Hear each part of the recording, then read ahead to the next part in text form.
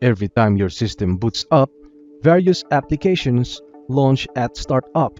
This is a feature used by many apps that you might want to have ready from the moment you gain access to your computer, such as antivirus software.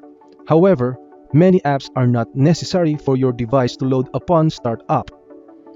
Some apps, especially freeware, often make modifications to your system and set unnecessary startup apps.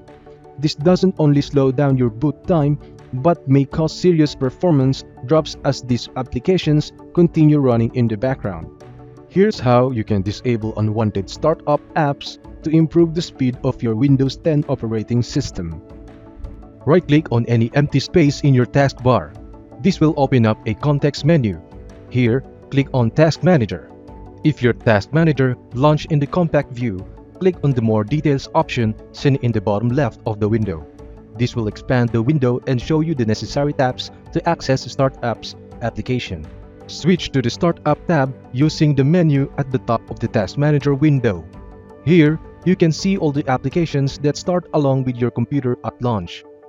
Make sure that the application you're trying to disable doesn't have Microsoft's corporation stated in the Publisher column. This application usually don't impact your system's performance and might be required for Windows 10 to run as intended. Select an application you want to disable. Then click on the Disable button in the bottom right of the window. Its status should change to Disabled. Repeat this process for every app you don't need at startup, then restart your computer. Now your computer should launch up without any impact-heavy or unnecessary apps automatically launching.